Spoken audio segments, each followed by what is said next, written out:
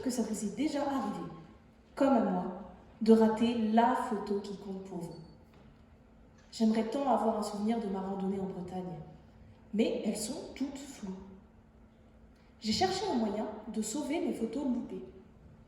J'ai réussi à transformer ces clichés en super photos de vacances, grâce aux mathématiques. Je me suis rendu compte que les mêmes sujets réapparaissaient dans les images. Le même paysage, la même voiture, la même personne. Ces photos racontent le même récit, mais de façon différente. Je regroupe tous ces clichés pour reconstruire l'histoire complète. Je fusionne plusieurs images de mauvaise qualité en une version améliorée. Un peu comme si je voulais résoudre un puzzle.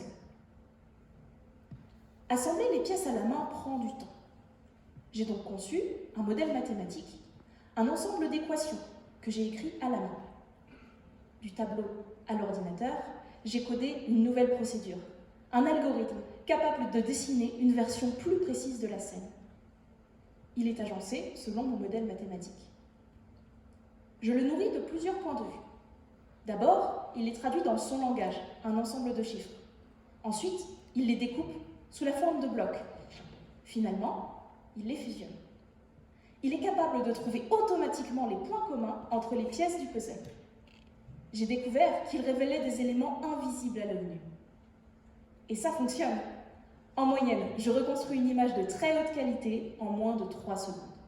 Elle contient des dizaines de millions de pixels, soit 4 à 10 fois plus que dans mes photos de départ. Ça en jette, je trouve. Je vous entends déjà me dire, mais Clémence, on s'en fiche pas mal de ta randonnée en Bretagne. Et vous n'aurez pas tout à fait tort. En revanche, mon travail prend tout son sens quand mes images représentent l'IRM du cœur d'un patient. Le problème, c'est que ces photos sont floues à cause des mouvements générés par les battements du cœur.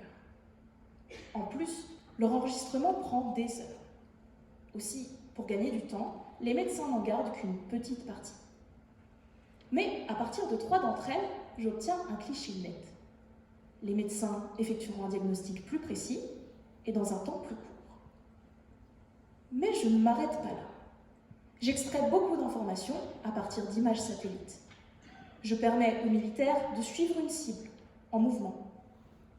En agronomie, je détecte les sols riches où les agriculteurs planteront des récoltes adaptées.